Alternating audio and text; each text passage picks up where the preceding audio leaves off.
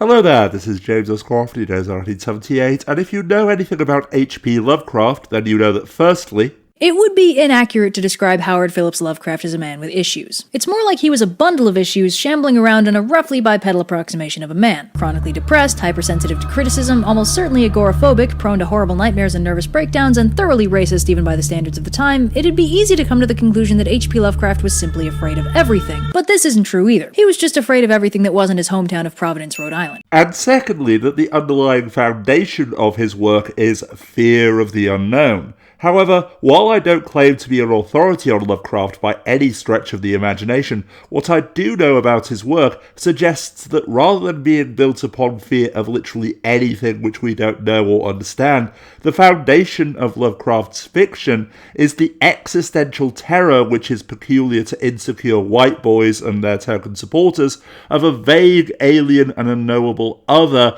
raping our pets, murdering our houseplants and stealing our place at Harvard, yes, but worse than that, forcing us to confront the soul-destroying horror of not being the centre of the universe. Compelling us to face up to the inevitable reality that no, we're not superior, we're not special. In defiance of the assurances of the likes of Stefan Molyneux, we are not, quote, the children of heroes, and when it comes to our fragile egos and emotional discomfort, the universe, meaning the rest of society, gives less of a toss than a quadriplegic shot putter. And so this being the case, watching Red's Halloween special about H.P. Lovecraft links down as the underbar, I immediately began to wonder, is there any actual difference between Lovecraft's cosmic horror and the equally absurd and fantastical fiction that is concocted, spouted and swallowed by what are commonly known as right-wingers?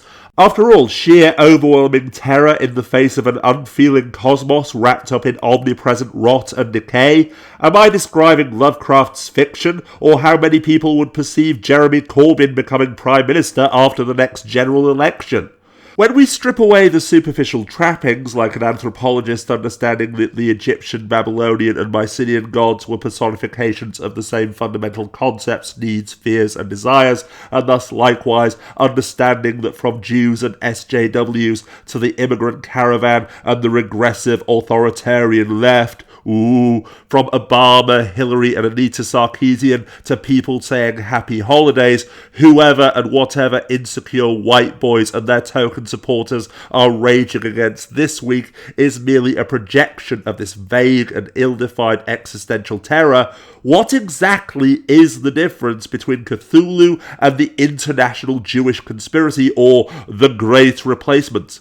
What is the definitive distinction in the minds of insecure, aggressive and reactionary white boys along with their token supporters between a Shoggoth or one of the fish people of Innsmouth and the ludicrously cartoonish parody which they portray as being immigrants, feminists, leftists or SJWs? And as far as I can tell, the only genuine difference is that while in his work Lovecraft's characters either succumbed to or were overwhelmed by the inevitable, in their rampantly absurd and delusionally fictional conspiracy theories, his fellow insecure white boys rage endlessly against the dying of the light. Which, just to clarify for the benefit of anyone who might be tempted to build a straw man at this point, is not to say that Lovecraft's work is thinly veiled propaganda, that Cthulhu is an allegory for the international Jewish conspiracy, that his hideous monsters represent feminists or anything along those lines, but instead merely that both Lovecraft's fiction and the vastly more dangerous fiction presented as fact by the likes of Fox News, Breitbart and InfoWars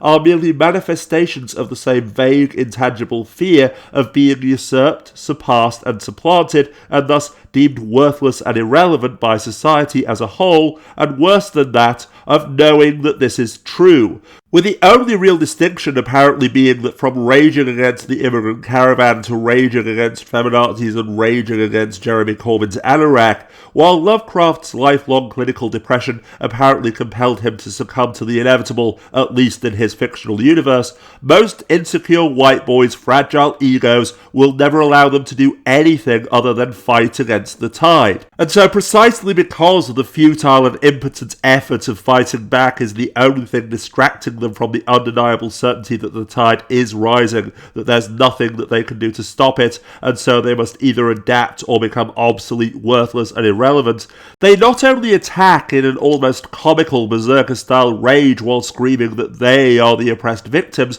but also do everything within their power to keep the war raging on in their own minds, including literally inventing new enemies, threats, and conspiracies out of thin air, while inventing stories as clickbait to maintain their righteous indignation. Something I'm going to touch on in my next video is how starved for material anti-feminist YouTube is, and you can tell this mainly because they all make the same videos covering the same topics. For example, when our old pal Milo Stewart made a bit of a clumsy video where they explained what they'd learnt about subconscious biases, anti-feminist YouTube pounced and all made the exact same response video crowing about it. A young trans person saying something that's easy to clip out of context was a much needed gulp of air for that overcrowded, asphyxiating rat cage. Most of these videos are just reading out this article. And I can prove that fairly easily. Look, here's the first tweet in the article, and take it away, lads.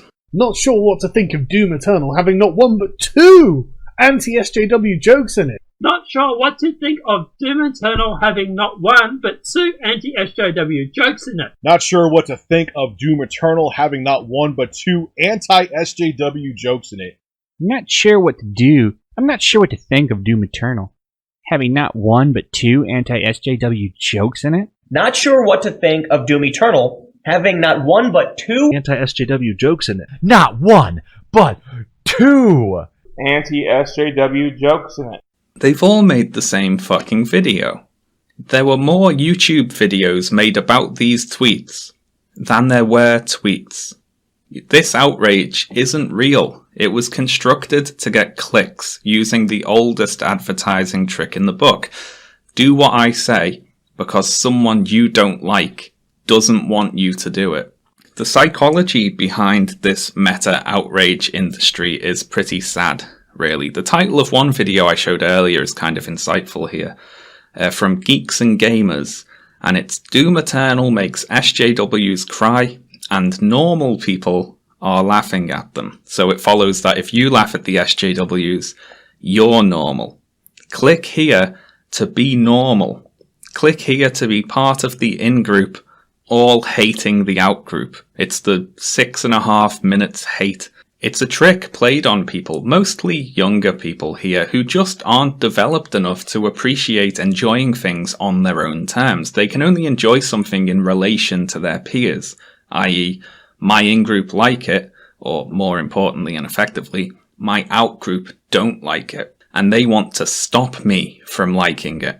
Because paradoxically, if they were ever to genuinely defeat their enemies, eliminating everyone and everything that hurts their delicate white boy feelings, causes all of society's problems, or even simply accept that far from being oppressive tyrants who control every aspect of society and are conspiring to destroy us, feminists, Muslims, or Jews, for example, are simply human beings, and a minority of human beings at that, then it is they who would be the losers in every possible sense of the term, forced to finally confront the fact that no, the tide is still rising, and they are still becoming irrelevant, worthless, and utterly obsolete. And so in order to avoid that Pyrrhic victory, compelled to fight but also compelled to never allow themselves to win, while constantly struggling to reassure themselves that they are not only inherently superior, but that all facts, evidence, truth, logic, reason and reality are on their side, and therefore that they should be able to win without even breaking a sweat, they create a bizarre form of doublethink in which the other is both weak, pathetic, inferior, and can be defeated effortlessly, and at exactly the same time is also an unstoppable juggernaut which literally rules the world, will annihilate anything in its path, and is utterly invincible, so keep sending your demagogues money and buying their merch in order to stave off the inevitable feminazi Muslim Jewish SJW apocalypse. See, propaganda does still require a worthy foe, or more accurately, a foe that justifies the volume of force that the propagandist is trying to rally. Triumph of the Will and Nazi ideology in general is obsessed with both the unstoppable might of the party and the need for that unstoppable might to be levied against the paradoxically weak degenerates who secretly control everything. Umberto Eco, in his 1995 essay Fascism, describes this particular ideological quirk. The followers must feel humiliated by the ostentatious wealth and force of their enemies. However, the followers must be convinced that they can overwhelm the enemies. Thus, by a continuous shifting of rhetorical focus, the enemies are at the same time too strong and too weak.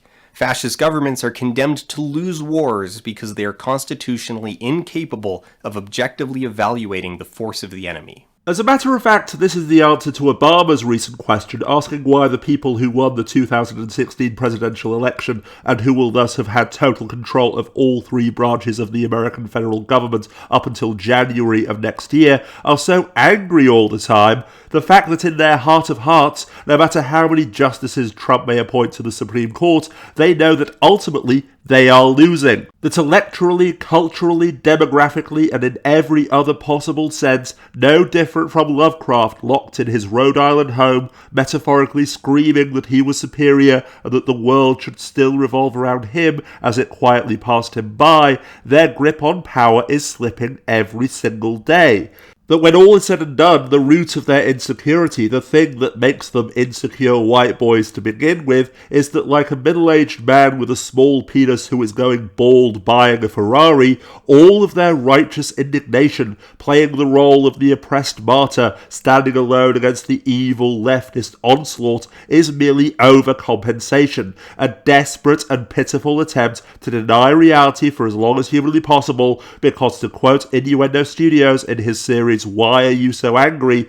This is a war in the Norse mythology sense, one that cannot be won, but can be prolonged. Finally though, before I wrap up, the one other thing that Lovecraft had in common with his fellow insecure white boys of the present day is that far from merely not having the constitution for maths, whatever that means, it was his overarching white boy fear of the unknown, meaning everything that made him feel uncomfortable and thus threatened, usurping all supposedly superior white civilization, that was also the root basis of his compulsion to twist basic science into an otherworldly threat that would ultimately destroy us all. Because, as Red also explained in her Halloween special Links down in the Underbar, at this point, most of us learn the basics of the electromagnetic spectrum somewhere in middle school. You got that little zone of visible light, and then a huge amount of radiation our eyes can't perceive, from gamma rays up through radio waves. Since we can only see such a thin slice of the spectrum, our concept of color is very limited compared to the full spectrum of light, but it's kind of what we're stuck with. But if you told Lovecraft about the wide spectrum of light humans can't see, he'd get a funny look on his face, say something like, "You mean there exist colors that man has never seen? What might they be capable of?" and go write The Color Out of Space, a story about a color of demonstrably visible light that is nonetheless nowhere on the visible spectrum. And as a direct result of the exact same fear and hatred of the unknown, in this case, their vague and laughably ignorant fear and hatred of the cartoonish parody which they identify as veganism, homosexuality, socialism, and the left, in the very recent past, insecure, regressive, and reactionary white boys took the fact that soy contains phytoestrogens, emphasis on the prefix phyto, and somehow twisted this into the scientific fact that consuming soy products such as soy milk makes men more feminine and therefore turns us into leftists. However, leaving aside the fact that phytoestrogens are not the same as the estrogen found in the human body, that as HBomberGuy explains in the video also links down in the underbar. Now, at this point in my research, I was wondering, why are phytoestrogens even called estrogens when taking them doesn't seem to affect the levels of estrogen or testosterone in your blood? Well, it's because in terms of chemical structure, they're very similar. Here's a handy picture I found on Wikipedia comparing the makeup of isoflavones and coumestans to estradiol, the major estrogen hormone. Their construction is very similar, but the actual chemical components are very different. This means they do bind with estrogen receptors, but the effects are very different because, to put it scientifically, they're made of different stuff. Even if they were the same, or at the very least were similar enough to reduce our testosterone levels and so forth, how in the name of the great holy donkey would that affect our socio-political and economic beliefs in any way, shape, form or fashion, let alone turn us into leftists? But of course, asking this question is like asking what the colour in the colour out of space actually was, how it could be visible if it's not part of the visible band of the electromagnetic spectrum, and how it could behave the way it does in the story, because regardless of whether we're talking about colours, soy, chemtrails, or chemicals in the water supposedly turning frogs gay, it's not about facts, it's about fear. Inventing another threat and conspiracy to justify insecure Whiteboi's self-righteous martyr complex, and even evoke sympathy from others by playing the oppressed and persecuted victim as they viciously demonize, abuse, harass, and even physically attack and kill others, something which I'll explore in greater detail in the final part of this video series.